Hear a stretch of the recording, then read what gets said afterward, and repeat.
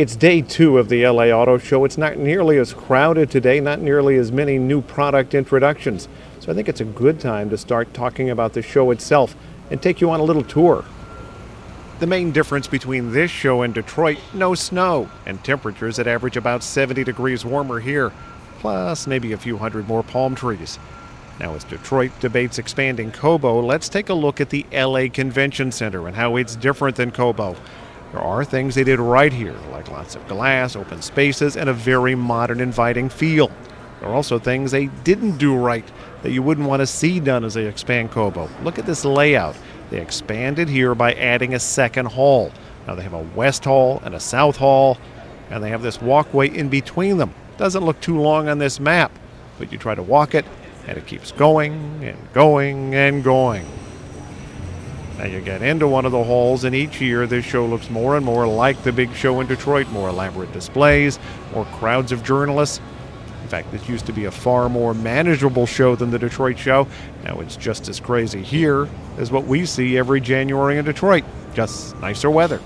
Now, generally speaking, day two of the LA Auto Show is all about green, and this year is no exception. And one of the things they do is name the green car of the year.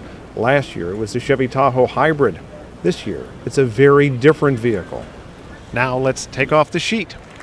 The winner, the Volkswagen Jetta TDI, a diesel car that gets 40 miles per gallon. Down in the basement, people are driving green cars, everything from hybrids to electrics to fuel cells to whatever. We had a chance to drive Honda's fuel cell FCX Clarity. More on that in a future report. Also on the subject of hybrids, this is the North American debut of Honda's new Insight. It's a dedicated hybrid that they've built to compete head-on with Toyota's Prius. They also have a concept of what a sporty hybrid might look like.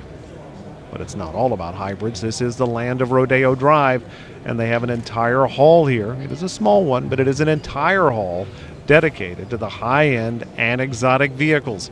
Some of them brands that have never been shown in Detroit, and some are brands that had been shown in Detroit but are now pulling out of the Detroit show. It's been 2 years since I've been to this show, and I've noticed quite a difference. More people here from more parts of the world, and the LA show really has now moved into the elite status where it can now compete with just about any auto show in the world as far as prestige goes. I'm Auto Beat reporter Jeff Gilbert.